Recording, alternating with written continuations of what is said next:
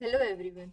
Last class में हमने देखा था नंबर सिस्टम के कुछ टॉपिक्स जिसमें हमने नंबर्स के बारे में पढ़ा था।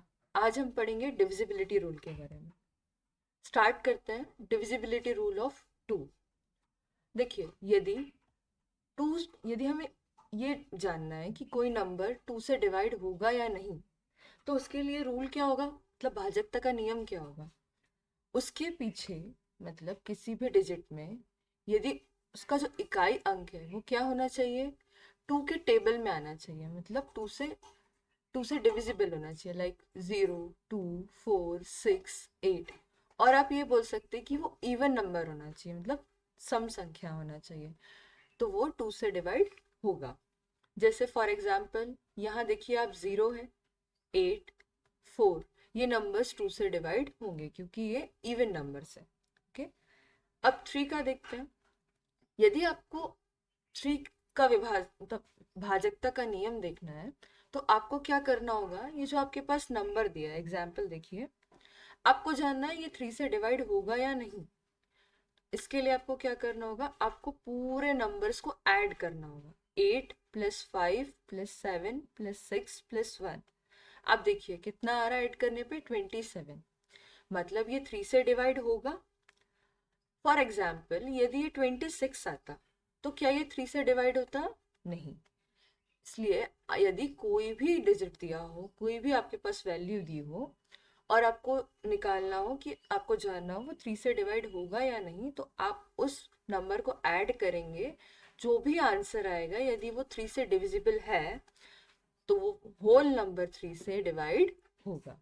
Okay, next is four, divisibility rule of four. देखिए, फोर के लिए आप क्या कर सकते हैं, यहाँ पे ये जो लास्ट टू डिजिट नंबर है, मतलब ये इकाई और ये दहाई, आप ये देखिए कि ये लास्ट टू डिजिट नंबर क्या फोर से डिविजिबल है। यदि आपको जानना है कि फोर से डिविजिबल है, तो आप किसी भी डिजिट के लास्ट टू नंबर्स को, इकाई और दहाई की प्लेस में जो नंबर्स है, उसे क्या करेंगे, फोर से डिवाइड करेंगे। देखिए, यहाँ एग्जाम्पल देखिए, 16 है, आप 16 को 4 से डिवाइड करिए, हो जाएगा। तो ये पूरा नंबर किससे डिवाइड होगा, 4 से डिवाइड होगा। फॉर एग्जाम्पल यहाँ 0 0 है, ओके, तो ये भी 4 से डिवाइड होगा। Next is 5।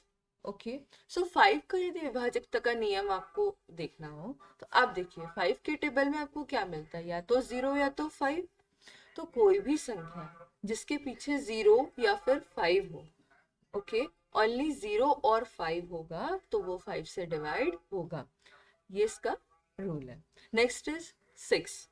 6 देखिए, 6 के लिए आप यदि 6 को देखें तो इसके फैक्टर्स क्या हो सकते हैं, 2 एंड 3। तो ये दोनों फैक्टर्स डिपेंड करते हैं 6 की डिविजिबिलिटी रूल के लिए। फॉर एग्जाम्पल, कोई भी नंबर जो 2 एंड 3, मतलब 2 और 3 से डिवाइड हो, वो नंबर 6 से भी डिवाइड होगा। जैसे देखिए, 0 है और 4 है, मैंने आपको बताया, जैसे 2 के लिए डिविजिबिलिटी रूल में यहाँ इवन नंबर होना चाहिए, एंड 3 से डिविजिबिलिटी रूल के लिए add this numbers equal to ये जो भी हमें मिला डिवाइड बाय 3। और यदि ये डिविजिबल है, तो ये डिजिट भी 3 से डिविजिबल होगा। ओके, नेक्स्ट, 7 से भाजकता का नियम। देखिए, यदि 7 से आप किसी नंबर को डिवाइड करना हो, तो आप क्या करेंगे। देखिए, मैं आपको एग्जाम्पल देती हूँ, आपके पास एग्जाम्पल है 16807, आपके पास नंबर है। आप देखिए इसमें क्या करना है आपको, ये जो लास्ट नंबर है, इकाई अंक, ये जो इकाई अंक है, रूल ये बोलता है कि इस इकाई अंक का आपको दो गुना करना है। क्या करना है, दो गुना। ठीक है, आपने दो गुना किया, 7 दूनी 14। ओके, इसका आपने दो गुना किया, और दो गुना करके आपको क्या करना है, ये जो बचा नंबर है, इससे इसको माइनस करना है। ओके, आपने माइनस कर दिया, जो आपके पास आंसर आया, ठीक है, शेष संख्या, यदि ये 7 से कटती है, तो ये जो डिजिट है, ये इससे डिवाइड, 7 से डिवाइड होगा। फॉर एग्जाम्पल आप देखिए, यहाँ पर आप देख सकते हैं ये एक कोई नंबर, यहाँ जैसे हमने एक एग्जांपल देखा है 16807 का, इसमें आपने सबसे पहले 7 को डबल किया मींस 14, और आपने 1680 मतलब बची हुई संख्या से इस 14 को घटाया, आपको आंसर क्या मिला 1666 मतलब 1666। ये डिविजिबल है 7 से, इसलिए आपको क्या मिला आंसर की डिजिट जो है वो 7 से डिवाइड होगा। ओके, ये देखिए, ये एक फैक्ट है कि यदि कोई भी संख्या 6 अंकों तक हो और उसकी पुनरावृत्ति हो तो वो 7 से डिवाइड होती है। For example 44444, 55555 like this. Okay, and next is 8। देखिए 8 का रूल क्या बोलता है, 8 का रूल ये है कि आप ये जो, फॉर एग्जाम्पल यहाँ देखिए, ये जो वैल्यू है इकाई, दहाई, सैकड़ा, ये तीनों वैल्यू मतलब इस प्लेस वैल्यू को उठाइए आप, इस प्लेस वैल्यू को लीजिए 584, ये जो प्लेस वैल्यू है आप इसे डिवाइड करेंगे 8 से। यदि ये वैल्यू 8 से डिविजिबल है, देखिए हम ट्राई करते हैं, 8 6 48, 8 7 56, 8 3 24। ओके, डिविजिबल है। यदि ये इकाई, दहाई, सैकड़ा, ये तीन लास्ट 3 डिजिट 8 से डिविजिबल है, मतलब ये पूरा होल नंबर 8 से डिविजिबल होगा। Okay, next is 9। देखिए हियर सेम एज 3, क्या करना है आपको, आपके पास कोई भी संख्या दी हुई है, उसका आपको क्या करना है, सम करना है। यदि वो सम 9 से डिवाइड होता है तो ये संख्या भी 9 से डिवाइड होगी। ठीक है, सेम एज 3। 11, देखिए इसमें थोड़ा डिफरेंस है, इसे आप थोड़ा ध्यान रखिएगा, आप एग्जाम्पल से समझिए। ये है प्लेस, ओके, सम संख्याओं का नंबर मतलब सम स्थान और विषम स्थान, मतलब इवन नंबर्स, इवन प्लेस और ऑड प्लेस। देखिए फर्स्ट, थर्ड, फिफ्थ ये ऑड प्लेस हो गए, सेकेंड और फोर्थ ये इवन प्लेस।